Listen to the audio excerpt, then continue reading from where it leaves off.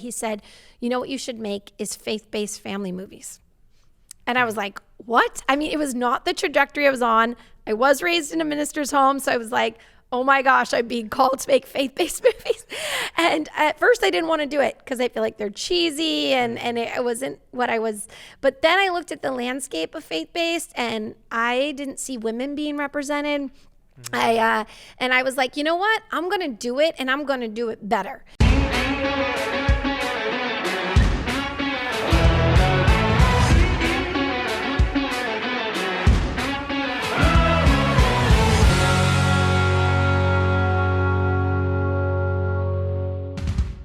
Hey guys, welcome to another episode of the About Story podcast. My name is Nathan Johnson, and today I'm joined by a very special guest, Alexandra Boylan.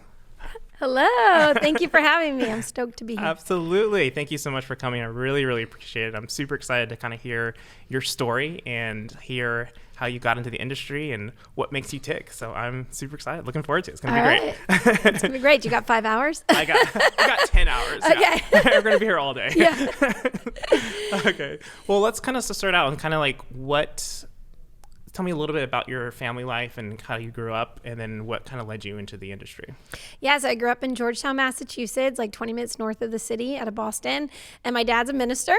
But I grew up loving acting. I acted in the church and I acted in high school. And then at 19, I just was like, I'm going to move to Hollywood and be a movie star. That's what I'm going to do. And I dropped out of college. My parents were like, what are you doing?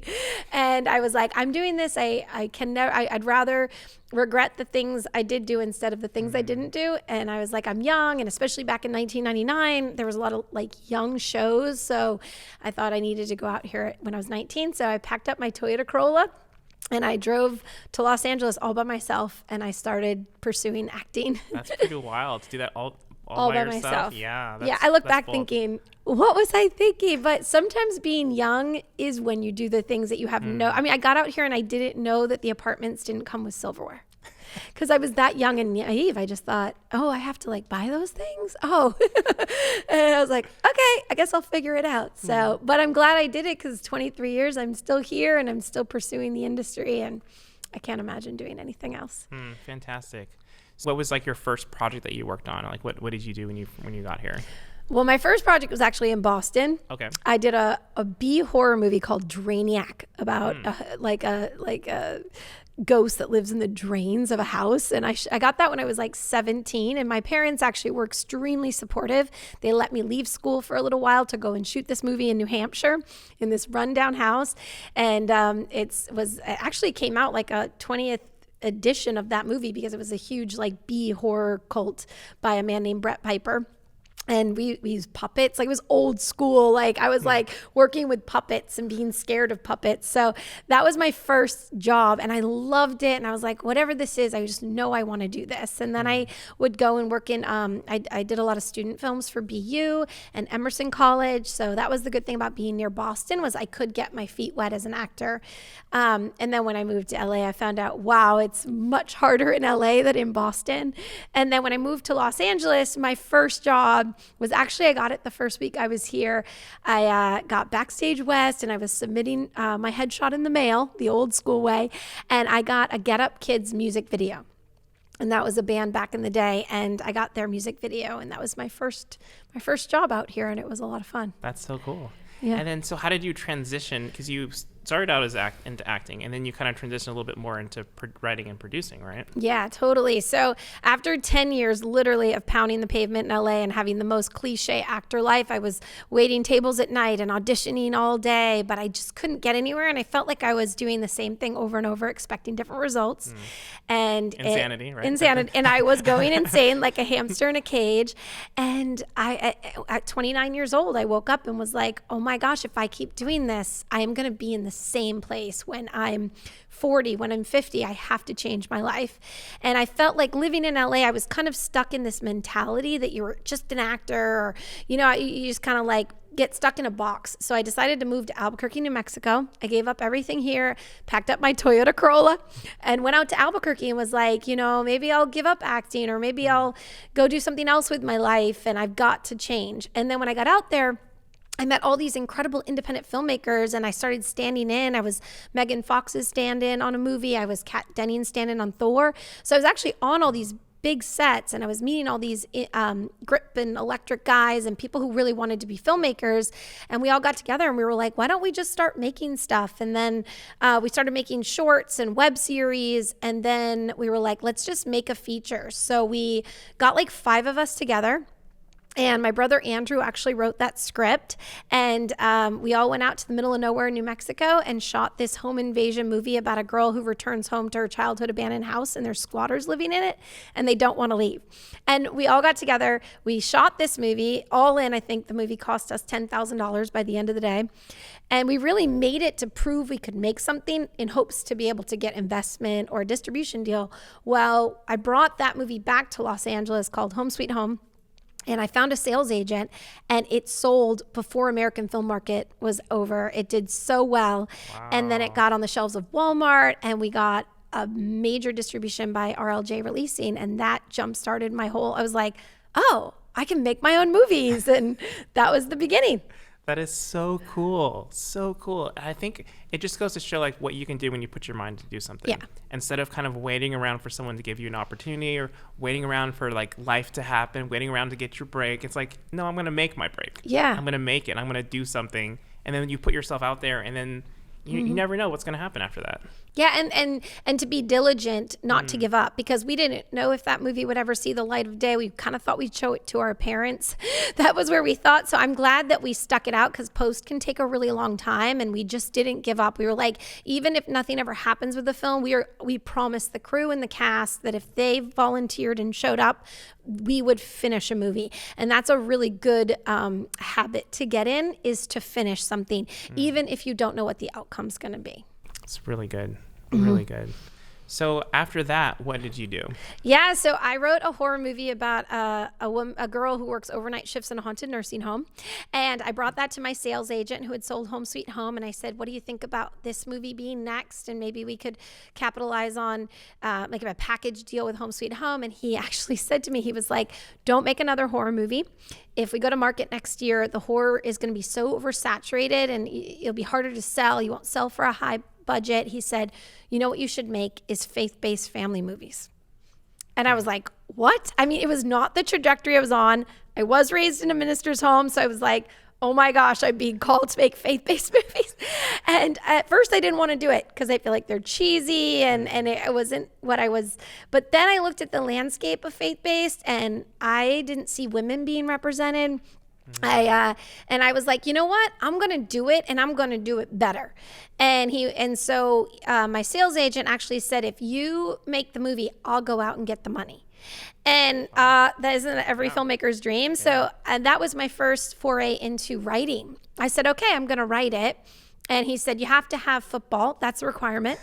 And part of my story is that the budget was so small for that movie that I gave up my apartment in Los Angeles, put everything I owned in storage, and I moved to Wisconsin with my sister, and we wrote the script together along with John Katie Graham.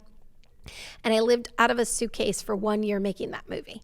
Wow. And so talk about like giving everything up for your dreams and being like, I really hope this pays off. And then what's funny is we went to Wisconsin, we wrote the script, and we started lining up casts. We started lining up locations in Wisconsin, and I called my sales agent and I said, okay, we're ready to make the movie. We need the money. And he was like, oh my gosh, do you know how many people I've made given this opportunity to, and nobody actually did it? And he was like, oh, okay, I guess I have to go find the money. Another story of like, I'm like, don't tell me to do something because I'll do it. And then you better be ready. And then, so we made Catching Faith. And it's a faith-based family football movie. It stars Bill Engvall. We got Bill Engvall and Lorena Segura York. And we ended up shooting that in Chippewa Falls, Wisconsin on an all-in $75,000 budget. And we ended up selling that to RLJ Releasing. And it went on to become the top 5 consistent selling movie for them. And it really jump-started like my whole career. That's incredible. Yeah. What was that experience like? Like actually writing it and shooting it and being a whole part of that whole process? I loved it. I just came to life. I found out that my passion really is writing and producing, even because I gave myself a part in Catching Faith. But I remember the days that I was acting, I was more stressed out because I wasn't behind the camera and I wasn't getting to tell the story. And I was like, wow, I actually want to be behind the camera more than I want to be in front of the camera. But it was such a great experience. I used Save the Cat, loved Save the Cat. Read that book, and we just started writing a script. And even though it's football, it's about women. We really wanted to tell the women's story, which was, the first of its kind. Even our sales agent was like, "Oh, you can't make it about women because there's no numbers in the marketplace to back up a female-driven faith-based film." And I was like, I think that's because nobody's doing it. Maybe if we do it, we'll find out there's an audience there. And then we shot in Chippewa Falls, Wisconsin, which didn't have a tax credit, but they offered us football stadiums and locations. We got all of our locations for free. It was really funny because we were scouting locations in the dead of winter, like imagining what it would be like in the summer. Because I don't know if you guys have been to Wisconsin, but oh my gosh, I was like, I can't even envision what this is going to look like in the summer because it's so piled with snow. But we lined up all the locations. We were really lucky to get Billingville, who's from the Blue Collar Comedy Troupe. He read the script and was like, I just feel like the world needs better stories like this to bring families together, and he signed on. And we really worked, everybody volunteered. We had a lot of crew that had never worked on a film set, so a lot of my job was, as a producer, was running around to each department, kind of overseeing every department and showing them what to do. So it was a lot of work. But it was such a good learning experience because I learned all the elements of making a movie. Like I learned the wardrobe and the production design. I had to be a part of everything because all these people were volunteering and had never done it before. Yeah. So, we had the same director and the same cinematographer from Home Sweet Home. And I always say, you don't need a lot of people. You just need the people who are really talented behind the camera. Because even Billingville was like, this set feels like a student film. And we was like, we don't have a lot, but what's being captured is all that matters. And it's beautiful. Yeah. And I think surrounding yourself with people who have the same vision and are willing to work hard and are willing to go with you. It's like, we're going to do this. If you can be that leader and you get some people, a core group of people around you that can actually help you achieve that vision, yes, that's all you need. Getting people excited. That's half of, I get very excited, and half of my job is just to get people pumped and be like, we're gonna have the best day ever. And I like to run my set with leading with love and being kind and being like, listen, we're here to have a good time. And we're not, obviously, we're not in this to make $1 bazillion. We're in this because we want to tell a story. And so I think it's just as important for the set for everyone to come to set and be excited to be there. And we get to make movies. I mean, come on, like it's stressful, but you got to also make sure that everybody's having a good time and enjoying their experience so that they will come the next day, because when you're volunteering, if they're not having a good time, they don't have to show up. Oh my goodness. Yeah. So where do you get your inspiration from for your stories? So now I've really moved into the teen girl space. So I really wanted to make YA films. I think growing up especially for faith-based, growing up in that home, there was so much I wasn't allowed to see, and I wanted to see Dirty Dancing and all these fun teen girl movies, but my parents were really strict. And then when I was looking at the landscape, I was like, we're not really speaking to the youth in a fun Disney way that makes it relatable, even if the message, is a faith message. So I've really gotten into wanting to take sort of the Disney model and pull it into the faith space and make things that kids are proud to see and proud to show their friends. And there really isn't much like that in this space. We made a movie called Switched, and it's about two girls in high school. One's the bully and one's the girl she bullies, and the girl she bullies prays that the other girl would know what it's like to walk a day in her shoes, and they wake up switched. And they go on to find empathy and love and compassion. It's totally Mean Girls meets Freaky Friday for a faith audience. But the whole message is really universal. It's love your neighbor as yourself. We all believe in that. So, and don't bully, which is very universal. And so, and it was really important to me that it would rival Disney. Like the clothes would be hip and cool, and And you wouldn't even know that this was faith-based, even if it's speaking to young women who do believe in the Lord. I wanted it to feel like totally mainstream. And so that's where I get my inspiration. And we just shot another teen girl movie. And I want to speak to young women. I see some of the content that's going out to young girls this day and age. And I am a little bit appalled that we are telling girls messages that are so negative, degrading. I want to inspire girls. I want to be like, it doesn't have to just be about chasing boys. It can be about going to college and getting a degree and getting a career. And also dealing with girls' relationships with each other, I think, is really important at a young age, to teach girls how to be loving to each other, so that they will grow up and champion one another. And so that inspires me. And I'm always like, how can I inspire the next generation of girls to know their worth and to be confident? We just shot a film called Identity Crisis about a shy science whiz in college who struggles with imposter syndrome and not feeling good enough. And she clones herself in order to create the perfect identity and send her off to do all the things she's afraid to do. In the process, she finds out she already has all the confidence, she just needed to try. So those kind of fun, outside the box, switching bodies, cloning, those are my inspiration. I think it's great that you're really incorporating a good message into your stories. Because I know for me, it's fun when it's a fun story, or it's cool, or there's action, or it's an adventure, or whatever it is. But if at the end of the day, if there's not a good message behind it, it's not as meaningful. So you can have like the biggest budget, the best special effects, but if there's no message, if there's no heart to it, if it's not saying anything of significance, of value, it's almost not really important. I love that you said that, because people are always asking me if I'm going to make another horror thriller. And I was like, when you make a movie that goes out all over the world and people tell you that it changed their life, it makes it really hard to go back and do something that doesn't matter. Because I'm like, I want to inspire and encourage, and I want my films to leave a legacy behind. So I have to say, especially for Switch, so many kids who said, you know what, after I watched that movie, I woke up and decided to lead with love. And I decided to not be mean on the internet, or decided to do this. And I'm like, that's what I want to do. We all want to leave a legacy of love. And I feel like I want to find a way to make it fun, but it has a big message. And how do we do that? We do that in a way where you're cloning yourself. You're taking, the sci-fi fun stuff, but you're wrapping it into a message that everyone can relate to, because everyone struggles with confidence and not feeling good enough. So I love that you said that, because that's so important to me. That's awesome. So what, maybe if you could tell us a little bit about like your writing process itself. So like when you're like, there's a blank page in front of you, you're looking at your laptop, like what goes through your mind when you're... So I always start with a log line, or like they say, an elevator pitch. And until I have that down, I don't even start anything. And I do start with, I start with a character. So I start with, it's about this person and this person needs that. So I kind of start with the hero's journey.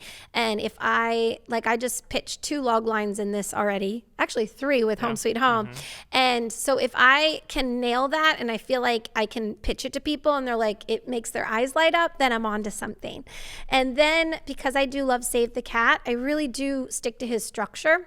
I love his formula, and you can't write yourself into a wall, because we start with the log line, and then we do the beat sheet. And I'm very a stickler. If I don't have the beat sheet perfect, I don't move on. And then we go to the boards when we feel like the beat sheet is really strong. And then we go to the boards and we do the outline. And then and we do everything. I mean, we do the drama in each scene, what the conflict is. We spend a lot of time in that process, because if you do put your time into that process, once you start writing, it's like effortless, because you're just doing dialogue. You know what the scene's about. You know what the character wants. You know what everybody wants in it. And then you're just clicking in the dialogue. And you know where you're going. You know where you're going. Yeah. You won't write yourself into a wall, because you didn't plan the beginning, the middle, and the end. And what does the hero need to learn? And I'm a really big believer in starting with a strong hero. If that hero is down, you got to make them down. All the 7 things that they need fixing, so that then I'm a big believer in setups and payoffs. I want to see the setup so that we can pay it off, and it didn't come out of left field at the end. I just saw a movie recently where I felt like at the end they had all these big payoffs, but they never set it up, so I never really cared. So I'm really a stickler of like, who is the hero? What do they need to learn? And let's make sure that in the beginning we show all their issues, and then so that they can go through a journey to come to the other side at the end. Yeah, and we can follow them through that journey. Exactly. That makes it relatable. Very relatable. And it's every issue that you're probably dealing with. And you're looking at her going, or him going, oh, I do that every day. Oh, I have that experience. And then you try to explain like how could you do it better, or what do you need to do to change? I mean, confidence is a mindset. So in our last film, we're just talking about like literally when you change your brain, it changes who you are. And then so we have her go on that journey of literally changing what she thinks and how she stand up straight, walk in a room and pretend. Fake it till you make it. Yeah, fake it till you make it. I'm always faking it till I make it. Right? Does that make sense? Yes, absolutely. Yeah. Cool. What are some of the things that you would have changed looking back at your life or your career? What are some things that you would have done differently or would have changed? Well, I wish that I had started making my own films at 19. I wish that I had not put all of my skill sets in a box and away and just pursued acting. Now, granted, back then you kind of now you can be a multi-hyphenate. You can do many things. But back in those days, it was like you were just an actor or you were just a writer. The world has opened up so much with technology and with cameras. But I wish I had some friends. I'm really good friends with Evan Glaudel, who made a movie called Bellflower that did really well at Sundance. And I used to hang out with him when I was like 21, and he built cameras and was shooting stuff. And I wish I had, instead of just acted, I wish I had asked him to teach me behind the camera. So I wish I had learned more, because I started at 30 making my own stuff. If I could go back, I would have started at 19 writing things, practicing, because I mean, everything we're doing is practicing to get better. I'm still learning every time I write something or every time I make something. I'm always walking away going, oh, okay, I learned from that experience. How can I do it better? Like, I don't believe in failure. I just believe in a stepping stone to, if we messed up, like we have one screenplay that it's a little weak in. Catching Faith is great, but it's weak in the hero's journey. But I learned from it, and I didn't dwell on it. I just goes, okay, next time I won't make that mistake in my next screenplay, and I'll learn how to hit the hero's journey better. So yeah, I think I got a little sidetracked. What was the question? That was great. It was just asking kind of what you would have done differently. What you learned. Yeah. I would have done that differently. Yeah. I would have been practicing. I would have been behind the camera. I wouldn't have put all my focus into acting, which you guys, like, I learned that as an actor, you cannot work hard enough for someone to pick you. So if you have a strong work ethic and you want to feel like you accomplished, it's a terrible feeling for 10 years to feel like you have nothing to show for your life. So that can get anybody down. And I'm really glad that I picked myself back up and I didn't let it spiral my life into a depression. I said, you know what? I'm going to pack my bags and I'm going to leave LA and I'm going to refocus my life and I'm going to change it, because no one's responsible for our own life but us. So if we're not happy, we have to take the steps to change it. And if that's changing your environment, changing your city, which I do, I think going to Albuquerque just totally changed my mentality. And then I came back with that mentality to LA and I started crushing it out here, because I was like, oh, I got a new mentality. So that's what I would do differently. But then again, I also believe in, we wouldn't be where we were if we didn't go through the things that we went through. Yeah. But there is that element where I feel like sometimes you do have to learn things for yourself, but more often than not, you can learn from other people. Absolutely. It's like you can learn from their mistakes. You can learn from when they should have turned left and they went right. And the more you can do that, the more step ahead you'll have in your career or just in life in general. Yeah. I feel like that's another thing that I love about your film. It's like there's so much of your film stories are about just elevating the person's life and just their personhood and just becoming a better person. And so anytime you can learn from that, it's going to put you up a little bit higher. And yeah, and I love that you said that, because I think it's really important that, in our industry, we tend to compare, envy, look at other people, and instead of doing that, learn from them and actually invite them to your table. Like I went and I invited people I didn't know out to coffee and said, I see your career is going really well. Could you maybe give me advice? So instead of envying them and being jealous, I learned from them and I asked their advice and I said, what did you do that worked for you? And that is so important, because it's such a waste of time to compare ourselves to other people. Instead, ask them and learn from them. I say surround yourself with people who are smarter than you, better than you. And I always want to be the dumbest person at the table, because I want to learn from everybody else so that I can rise with them and learn. And I think I spent in my 20s a lot of time wasting my time being jealous of people instead of reaching an olive branch to that person and saying, hey, how did you do that? Maybe I can learn from you and I can incorporate that in my life so that my life is better. Yeah. It's what a waste of time to spend it, being jealous. Yeah. And you're not going to get better. It's just going to be, you'll be sad and miserable and Yep. unhappy. Like, no, not good. Not good. No. We don't want that. What are some of your favorite films or stories?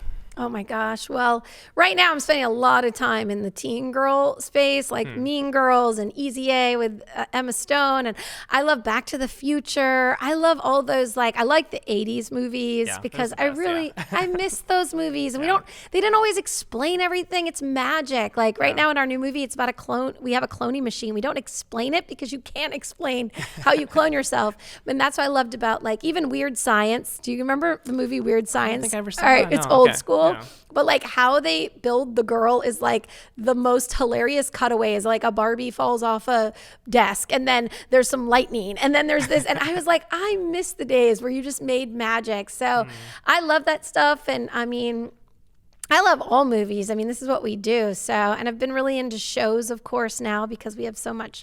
That's the new thing right now is series. And I love The Marvelous Mrs. Maisel and, gosh, I know I don't even go to the movie theater as much as I used to, but I definitely am a sucker for any really good teen girl movie that's outside the box. And 13 going on 30, still Legally Blonde, all those movies that are just feel good and fun. I definitely think as I get older, I want to walk away from movies feeling inspired and happy. I've noticed that in my 20s, I would go to all the art house depressing stuff. And the 90s was a little more darker than we are now, But now I'm oh, no. I'm too old to sit there and be depressed. I kind of just want to laugh and walk away with a feel good. And I still love horrors. I love a horror movie. Yeah. I love horror thrillers a lot. I liked A Quiet Place was really good. Oh my gosh. And again, it's kind of wrapped in a horror package, but again, it's a family story. Yeah. It's about the mother and the father protecting the children and their relationships. And, I love stories like that where it's really family oriented. I love The Quiet Place. Thank you for bringing that up. Both the 1 and 2 are so good, so well done, so well written, and so suspenseful. And I do love horrors and thrillers.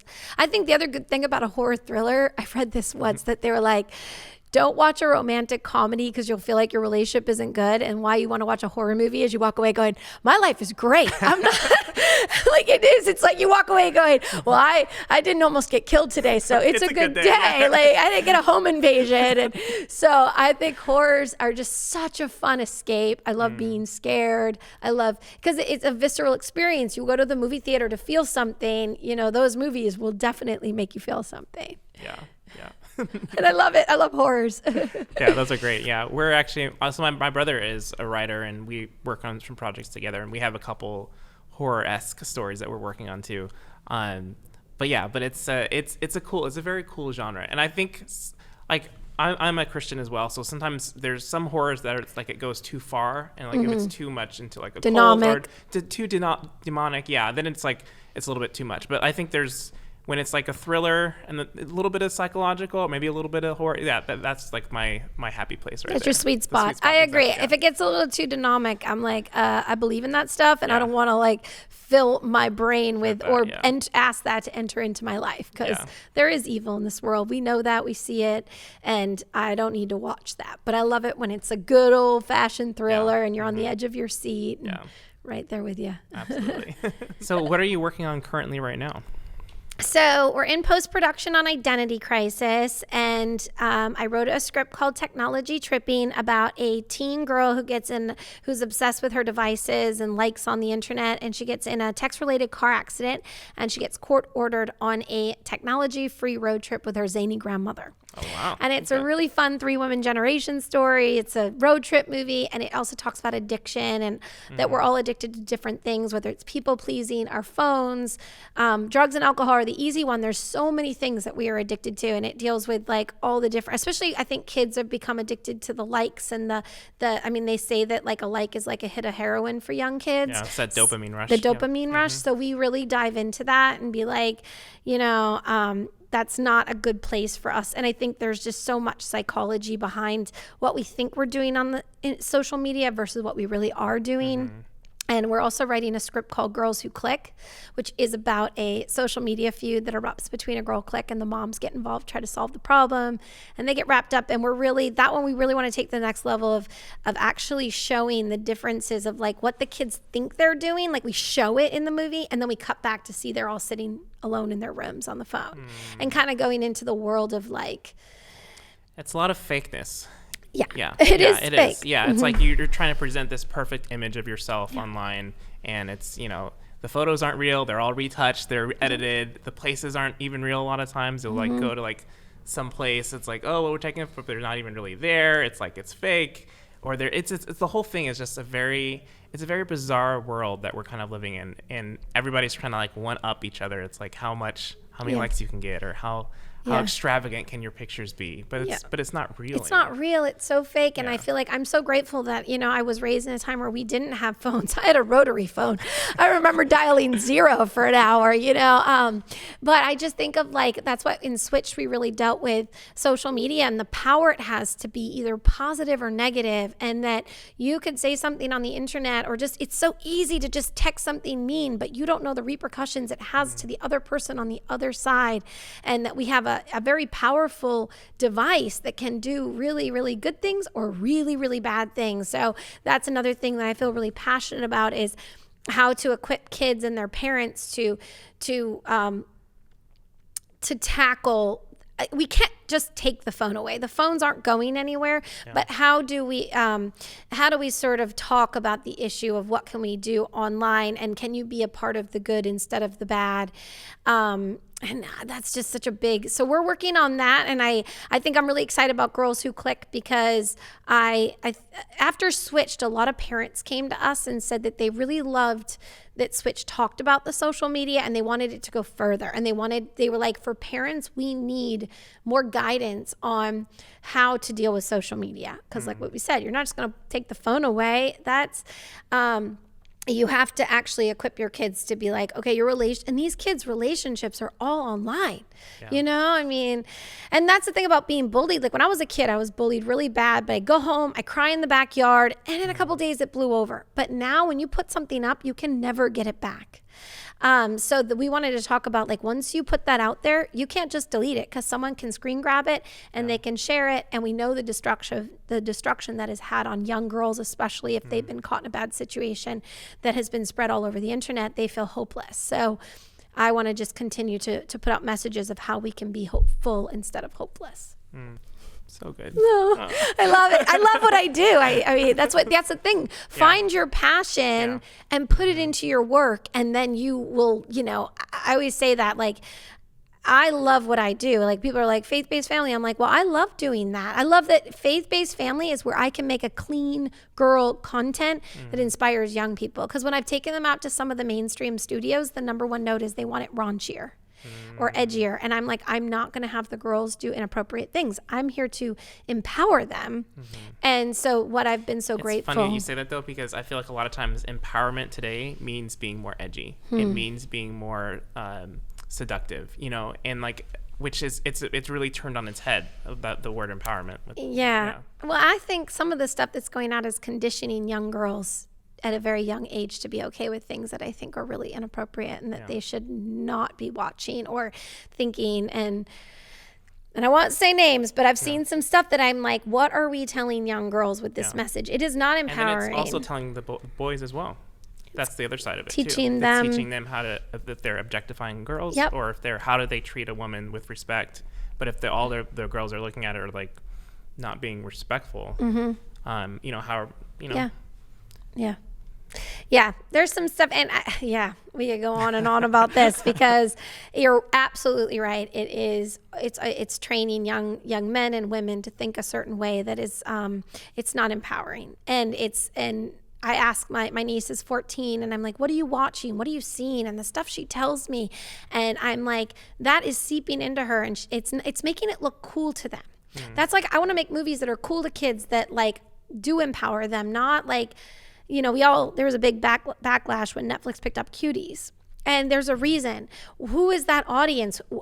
That's a pedophile audience who's ever watching 12-year-old girls do those inappropriate things. I'm like, well, who's that audience? And then if young girls are seeing it and thinking it's cool, they're going to emulate that, and they're going to do that. And that is the opposite of empowerment. It's actually just teaching them to do really inappropriate things at young ages. So I don't know. I don't know if you want to cut that out, because I get because Netflix had passed on Switch at the same time they were picking up Cuties. And it bummed me out so bad, because I was like, Netflix, you're actually passing on an empowerment story and picking up something that is not empowering young girls.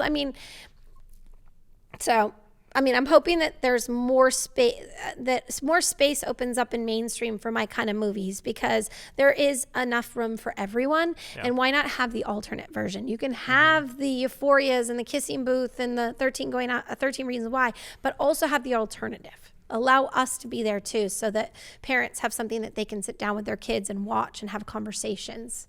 I hope. Well said. Very well said. Thanks. What are some of the things that help you to inform your writing or your stories? I know we talked about influencing people, but do you go out and what do you do when you're not writing? Do I have a life, you mean? You have a life, yes. What do you do when you're not writing? What do you... Not writing. Well, what's really cool about being a writer-producer is, I also make the movies. So once I'm done writing, I get to go into pre-production. So, because for me, I'm not an isolated person. I'm not a loner. You can tell. I can talk a lot. I love people. So I can only handle the writing room so long because I get so lonely, and I really love the producing part because I love being on set and being around people. I do travel a lot. I just went to Istanbul, Turkey.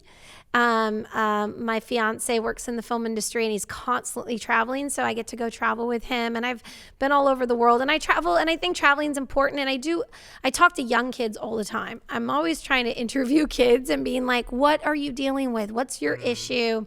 And I hang out with my friends, and it's kind of funny because we just went through a pandemic. So, LA is kind of just opening back up. And what was it like for you working during that? Because you were still working on stuff during the time, right? I did. So I was writing Technology Tripping, and I was in Atlanta, Georgia, scouting locations for a movie I just made called The Greatest Inheritance. It came out in March, stars Jaleel White and Mina Suvari. We were in Atlanta, and I actually got really sick in Atlanta and came home very sick, not knowing that it was probably COVID. And then we were about to go shoot the movie, and our movie got shut down because of COVID. So we were that whole time, actually, I tried to write, but that was not a very creative time because we were all so stressed out. So I kept giving myself permission to not be creative and just kind of deal with what was going on in the world. But one thing our team did for Greatest Inheritance was every Friday, the producers got on a call, and we were reading all the guidelines, learning about COVID, interviewing. We actually had interviews with doctors because we were trying to figure out how to get our movie up and running, or that when we were going to be ready, that we would have all the information, which half of this industry, you guys, is making things up until it happens, because we weren't allowed to make a movie, but we were continuing to prepare ourselves to when it was ready to go. And I'm so glad that we did that. We put together our own COVID policies that we were pulling from the unions and everything. And we were also getting together and making a plan. And actually we went out and we shot July of 2020. It was just us and Tyler Perry shooting in Atlanta, Georgia. And I was like, oh my gosh, we're insane. But we had gotten the advice from doctors. We had a COVID officer. We had testing. We were going to be as safe as possible. The movie all took place on one location with just 6 actors, so we could isolate it. I was script supervisor. Everyone was playing a lot of hats, because that's where independent filmmaking comes in handy, because we couldn't have a big crew. So we all had to do everything. And we brought everybody out. We shot the movie in July to August of 2020. Not one single COVID positive test on our set. Wow. We finished it. It was amazing. And then when I got back, I thought things would open up, but not in LA. So I went into the writing room, and Jesse, my fiance, was on The Marvelous Mrs. Maisel. And so I went to New York, which was really hard because I was going from LA to New York, the 2 most locked down cities. And I was like, I might need to go to Nashville or something just because I need to see people. And but it was winter. It was around November, December.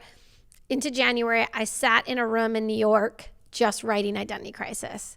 And so I tried to use the time really wisely so that when we were able to continue to do stuff. But yeah, I shot a movie in pretty much the height of COVID in 2020. It was crazy. Not a lot of people that were doing that. No, we really stepped out in faith. Yeah. We took we were like, because I'm an independent filmmaker, so I raise all the private investment ourselves. So we were calling some of the investors being like, what do you guys think? And they were like, well, we trust you. And we're like, well, you can't trust us enough. I mean, if COVID comes, there's nothing we can do about it. So let me tell you, that set was bathed in prayer because every day I was like, if one of our actors gets COVID, this whole thing gets shut down and I'm responsible. I don't have a studio behind me, So, but we really tried to make it as safe as we could possibly make it, and we were able to do it. And now we have a movie out that's a beautiful story. Yeah. And there is something to say about that too, because I feel like anything you're doing in life, there's a level of risk. And it's about like measuring the risk, even just like getting in a car and driving, especially in LA. Like, there's a level of risk. Yes. Every single day we put ourselves at risk. Yeah. So it's just kind of like, obviously you want to be as safe as you can and you want to like be prepared as much as you can. But at the end of the day, you have to decide, okay, you're willing to take a risk here. And then because you don't want to like not live and not do the things that you are called to do just because you're afraid or scared of something. Oh, I so agree. I mean, life is precious. And I believe that if I'm here and I have a purpose, I have to keep running and going and creating and making things. And I love what you said. Yeah, I was like, I can't just sit in my house forever and never come back out. And none of us can, we were made for community. And so I do feel like life is precious, and I do believe in God, and I do believe that we have a higher power. And I'm like, if I'm still here and God needs to use me, I need to make movies and continue to spread a message, good messages. And like I said, when we get these messages from people, I can't not make a movie, because it means that someone who's not being affected by what I'm doing. And so I'm so glad and it's funny because The Greatest Inheritance, the one that stars Jaleel White that just came out March 28th, it's about an estranged family that all returns home to bury their mother, but really to get their inheritance. And they found out that their deceased mom has buried this deed to the estate somewhere on the property and left clues and challenges that they have to do together as a family. And this scavenger hunt brings the family back together and realizes what's really important on earth is family. And what an awesome message to be making during the pandemic, and then an awesome message to put out into the world is that we really don't have our life is precious. We can be gone like that. What is most important on earth? It is the people we spend our time with. It is the people we share love to. And so I just felt called that God was like, you have to make this movie, because there are people, especially after the pandemic, who've lost so much. You can never lose your faith. You can never lose your relationship with God, but we can lose everything else. So I just feel like it was sort of like a meant to be movie that we were doing that. And we just were like, all right, if we can successfully do this, then God's going to do something big with that film, because it is a really important message that all of us should be. We do not store up your treasures on earth. No. Stuff is fleeting. The things we own will go, but our heart and our relationship with each other and our relationship with God is what's really going to last in the end. Couldn't have said it better myself. That was beautiful. Oh, thank you. I do. It's all, that movie is awesome, and I hope that people are enjoying it. Yeah, fantastic. One thing I did want to ask about your fiance. How did you guys meet? Oh, we met. Actually, he was the first assistant director of a movie called Passion Play, and he gave me my first stand-in job as Megan Fox's stand-in with Bill Murray and Mickey Rourke. And years later, he kept calling me back to do stand-in work, and then years later, we were on I Feel Pretty. And we were both single, and he was like, I've always wanted to ask you on a date. And I was like, really? Because he was my boss. So I was actually afraid of him. Like, your first AD is the boss of the stand-in. Yeah. So out of the whole crew, he was the one I was petrified of. And I was like, oh, you like me? Like, I've been scared of you for years, and I never want to let you down, because he kept giving me jobs. And then, so we got together on I Feel Pretty, which was Amy Schumer's movie that was a stand-in on. And then he actually lived in Ohio, and he moved to LA for me. And we live poor guy, I made him move to California right before the world fell apart. I was like, I'm so sorry. I didn't know the world was going to fall apart. But he works so much. Like, he does really well. He did The Marvelous Mrs. Maisel. He just did The Girl from Plainville for Hulu. And now he's doing The Turkish Detective out in Istanbul, Turkey. And he did Carol with Cate Blanchett. And he has a pretty awesome career, which is really good, because I think when you're in a relationship, it's nice to be in a relationship that's in the industry because you both understand what you do. But he actually works in the successful part of the industry. And then I'm the indie filmmaker who's just like out there like making my own projects. So I'm really grateful because he's so supportive of that. And you need that. You can't hustle this industry and try to trailblaze, because what I'm doing is like trying to trailblaze and make new things that haven't really been done before. And he supports me in that because he's working for the studios. But I wouldn't mind getting a studio job. I'm like, come on, studios, bring me on in. But that's how we met, and it's going great. We were going to get married in 2020, but COVID crushed that. And then he had to go to work he's been in New York and Savannah and Istanbul. So we kind of just have to be together to get married because he travels so much. Welcome to the film industry. Wow, you know? Yeah. That's cool. Yeah. It's cool when you can find people that can join you on your mission. I think for me, that's like super important. Like for me with my family, like my brother is a writer, my sister does writing and acting. So to have a collaborator, even just someone to talk to, someone to bounce ideas off of. And you really need that. And when it's your family and people you're really close to, I feel like that makes it so much better.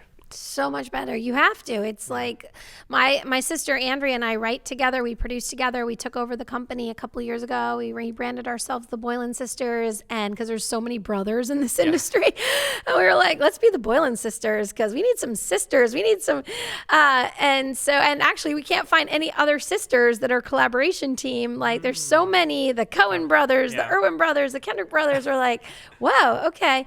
And I love working with my sister. I love it. Because it's like, it's a safe person that, your family is going to love you through everything. And even if they see the worst of you, they're not going to go anywhere. So having her is just so good, because sometimes I might need to call her and scream, but I know she's still going to be there, and she's going to be like, I know this crazy girl. She'll be all right. She'll get through it. So family is the best. And working with family, I always say work with friends and family. All of my films, I bring the same people back. We have a tribe. Find your people, find people that support you or that want to go on that, like you said in the beginning of this, like people who want to go on the journey with you, people who are passionate, and find people who aren't just clocking in, because it'll make all the difference if someone's really behind the story. I am always, when we're interviewing actors, I definitely am trying to feel them out to see if the story touches their heart. Because if the story touches the actor's heart, they're going to bring more than just, they're going to bring their heart to set, and they're going to pour it into the movie. So that's an advice I have when you're auditioning actors, is to kind of try to feel them out and make sure that they're not just taking the job for the job. They actually have a heart behind it, because it will make all the difference on set. Do you guys both write scripts together, or does she do more producing? You do more producing? Like, how does that relationship work? We write everything together. Okay. I actually invited her she's a clinical licensed social worker. So she's not in this industry at all. And when we got the opportunity to make Catching Faith, I called her and said, would you be a consultant on the script? Because she lives in the Midwest. She lives in more real world. And she was more tapped into probably understanding our audience better than me, because even though I am a believer, I live in Hollywood. I don't have children. I'm a career-centered person, not family-centered like that. So it was great to have her. And then we ended up writing it together, and she brought so much insight. Also, having a clinical licensed social worker on your writing team is amazing, because she's in it with people who are dealing with things all the time, and she can like pour in reality into our script that be like, this is something people are struggling with right now. This is what I'm seeing in my therapy. Not that she's ever breaking the therapy, but that she's in touch with people all the time on our broken pieces of our hearts. And that has been life-changing. She also writes all the companion materials for our movies. So all of our films come with studies. Switched has actually a high school curriculum. that we just had a high school out of Massachusetts show the film and do a curriculum on what is it like to lead with love and anti-bullying.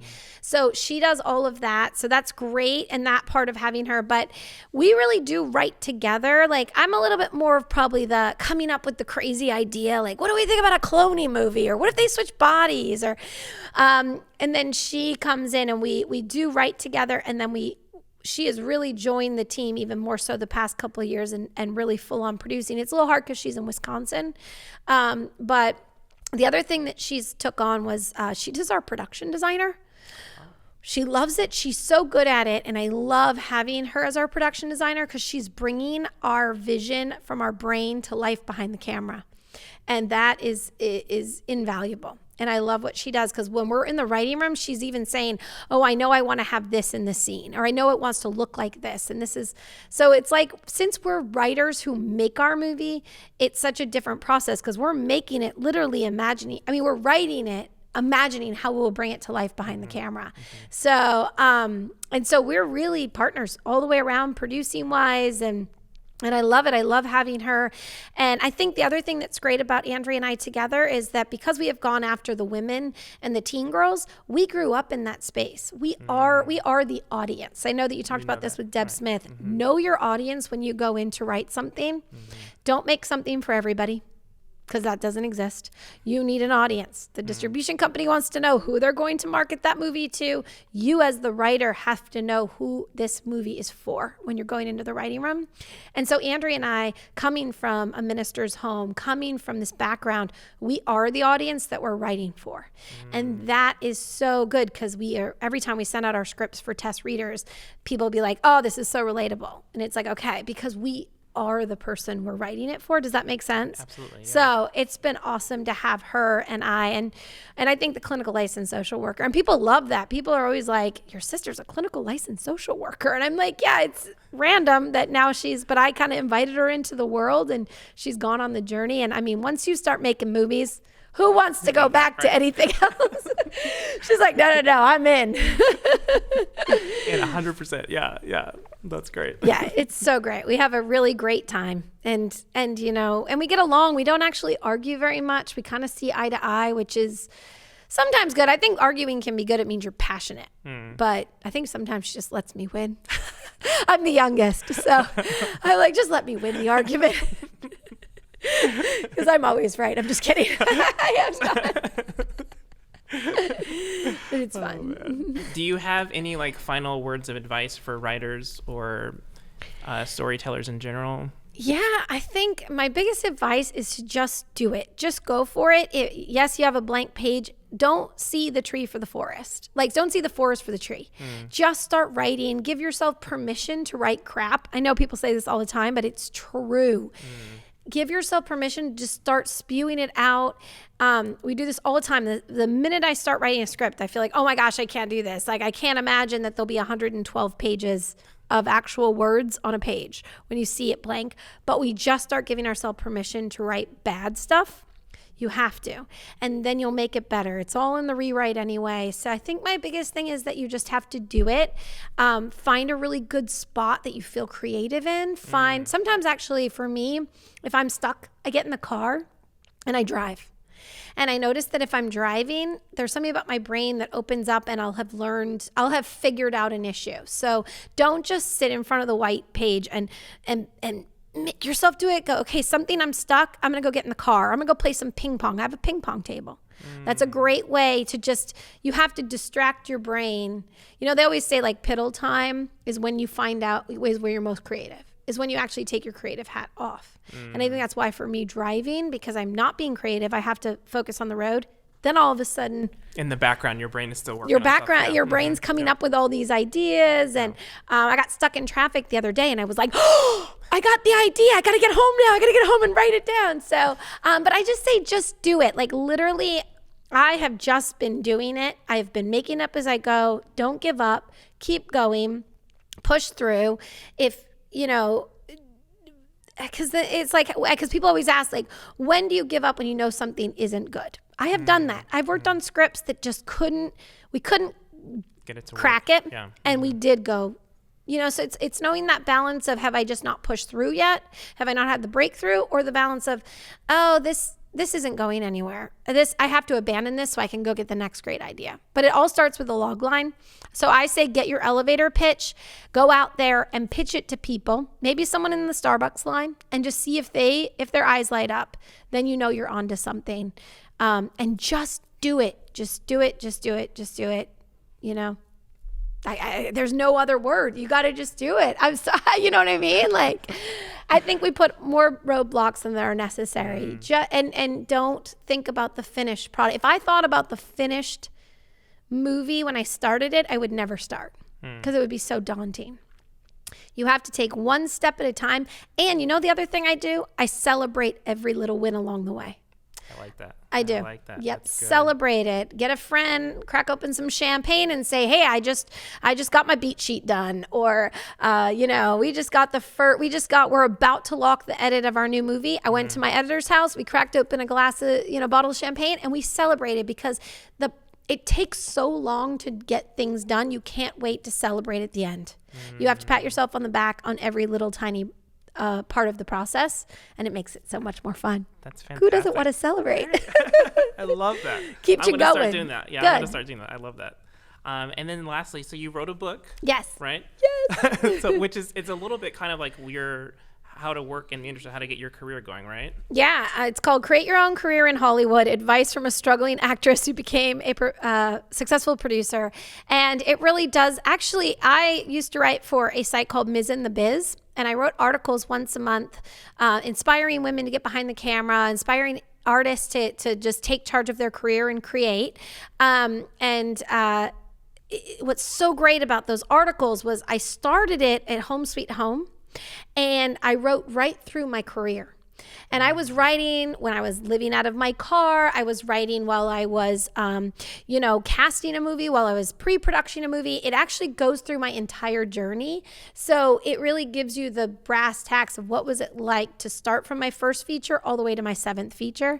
And so I collected all those essays, put them together, and then I wrote some more, and I published the book. And it's really like how to literally create your career, because I think it is daunting. Everyone's like, where do I start? What do I do? Well, first off, you have to start. Second off, there is no such thing as failure. Everything is just, if you don't try, you've already failed. That's how I look at it. So I'm like, if you try and it doesn't go well, you get back up and you try again, So that book really goes through the trajectory of how I came from nothing and just started making stuff and kept not giving up. And I love that the articles actually are while I was on the road making movies.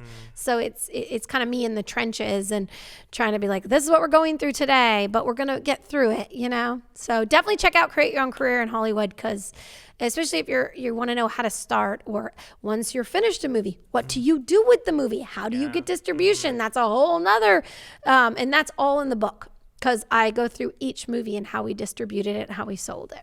Fantastic. Awesome. Well, thank you so much for being on the show. I really, really appreciate it. I really loved our conversation. Me too. You just have such a wonderful heart about you. Thank you. And I just love how you're so willing to give back, and you want your stories to have meaning and purpose, and it's great. It's great. Thank you. Yeah, go see my movies. Yes. If you want to check out my work, you can go to theboylansisters.com.